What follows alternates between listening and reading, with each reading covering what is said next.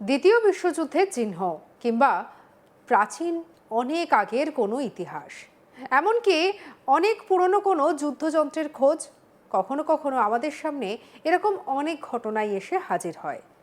এমনই একটি ঘটনা ঘটেছে বীরভূম জেলায়, যেখানে অজয় নদীর চরে উদ্ধার করা হয়েছিল একটি মর্টার বোমা। এটি ছিল দ্বিতীয় বিশ্বযুদ্ধের সময়কালের।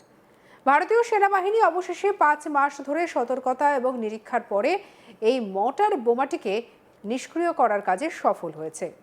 2026 সালের 14ই ফেব্রুয়ারি ভারতীয় সেনাবাহিনীর বিশেষজ্ঞ দল এই বোমাটিকে নিষ্ক্রিয় করে, আর এরপর স্বস্তি পান এলাকাবাসী।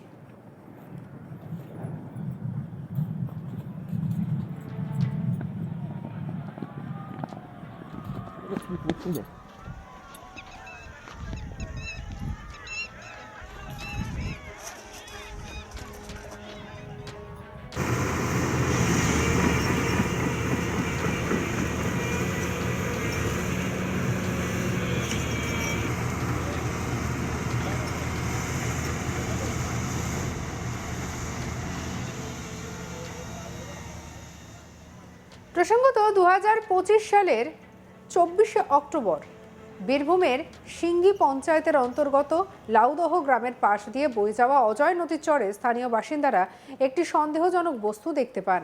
প্রথমে তারা সেটি কোনো ধরনের ধাতব বস্তু ভেবে সেটিকে গুরুত্ব দেননি, কিন্তু পরে দেখা যায় যে স্থানীয় বাসিন্দাদের মধ্যে একটা সন্দেহ তৈরি হয় এবং তারা প্রশাসনকে খবর দেয়।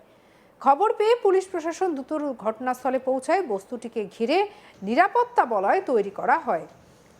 এটি যখন বিশেষজ্ঞদের কাছে পরীক্ষা করতে পাঠানো হয়, তখন তারা নিশ্চিত হন যে এটি দ্বিতীয় বিশ্বযুদ্ধের সময়ের একটি মর্টার বোমা। তারপরে যে সময় তার সঙ্গে সংশ্লিষ্ট যে সমস্ত তথ্য পাওয়া যায় তা সত্যিই এক গভীর ইতিহাসের সঙ্গী। প্রথমবারের মতো যখন এই বিষয়টি জনসমক্ষে আসে, তখন এলাকায় চাঞ্চল্য ছড়িয়ে পড়ে। স্থানীয়রা আতঙ্কিত হয়ে পড়েন এবং তাদের মধ্যে উদ্বেগের সৃষ্টি হয়। মর্টার বোমা এমন এক ধরনের বিস্ফোরক যা সরাসরি শত্রুদের উপরে আক্রমণ করার জন্য ব্যবহৃত হয়। দ্বিতীয় বিশ্বযুদ্ধের সময় এই ধরনের বোমা খুবই সাধারণ ছিল এবং এটি ব্যবহার করা হয়েছিল নানা ধরনের যুদ্ধের ক্ষেত্রে।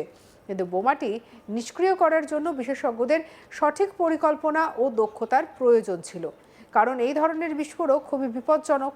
এর কোনো একটি ভুল পদক্ষেপ গোটা এলাকাকে বিপদের মধ্যে ফেলতে পারে। এখন প্রশ্ন আসে, 70 বছর পর এই বোমাটি কেন অজয় নদীর চরে পাওয়া গেল? দ্বিতীয় বিশ্বযুদ্ধের সময় অনেক অস্ত্রই এবং মাইন স্থানান্তরের সময় আছড়ে পড়তে পারে, সেই সম্ভাবনাকেও উড়িয়ে দেওয়া যাচ্ছে না। এগুলির অবশিষ্টাংশ আজও বিশ্বের বিভিন্ন জায়গায় পাওয়া যায়, যা যুদ্ধের এক অবিস্মরণীয় সাক্ষী হিসেবে দাঁড়িয়ে থাকে।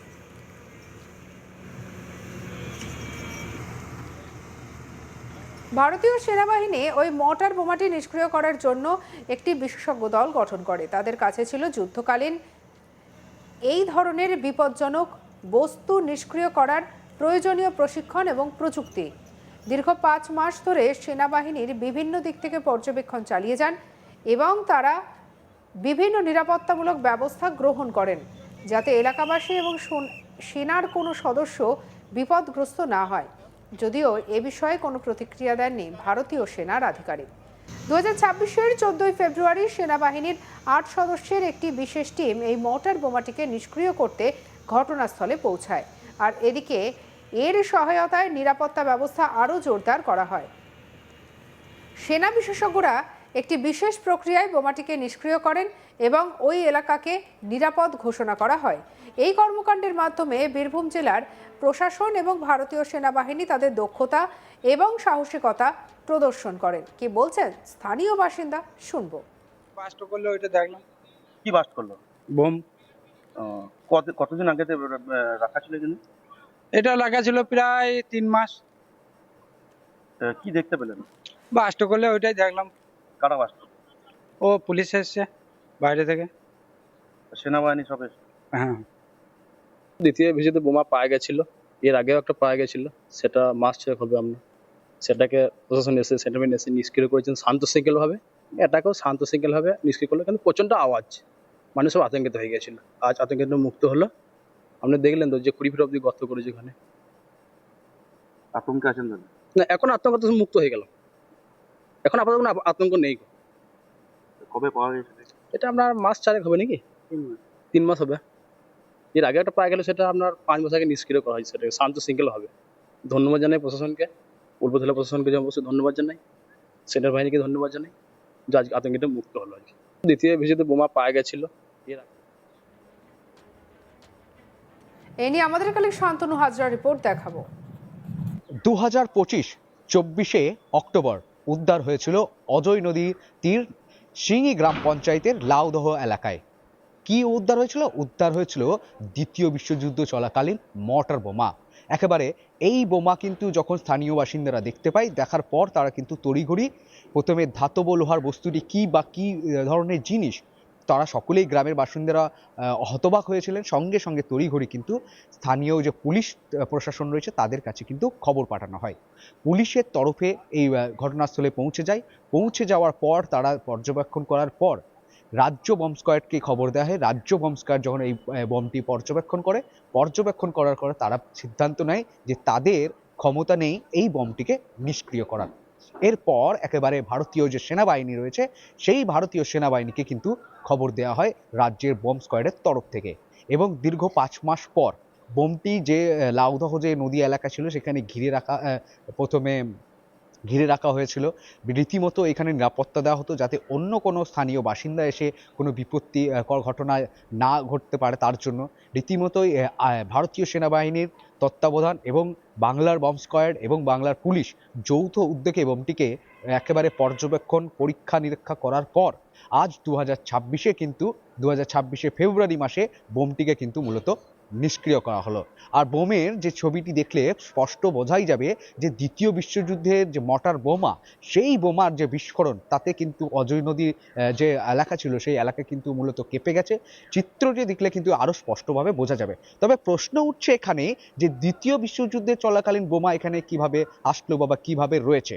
তো শোনায় ভারতীয় প্রাক্তন ভারত সেনাবাহিনী এবং ইন্ডিয়ান এয়ারফোর্সের কর্মী সুপ্রিয় গঙ্গোপাধ্যায়, তিনি কিন্তু এ বিষয়ে বেশ কিছু তথ্য দিয়েছেন। তিনি বলছেন দ্বিতীয় বিশ্বযুদ্ধ চলাকালীন সময় এই মর্টার বোমাগুলির আগে প্রথমে যে জাহাজ রয়েছে সেই জাহাজ পর্যবেক্ষণ করে আসতো, তারপরে এটি লোডার হিসাবে একটি পয়েন্ট হিসাবে ব্যবহৃত হতো, যেখানে মায়ানমার দিয়ে কিন্তু এই বোমাগুলি নিয়ে যাওয়া হতো। তো সেই সময় এই রুটটি যে বীরভূমে এই যে অজয় নদীর রুট, এই রুটের বরাবর কিন্তু নদীর উপর দিয়ে কিন্তু যে যুদ্ধজাহাজ, সেই যুদ্ধজাহাজ কিন্তু রীতিমতোই যাতায়াত করত।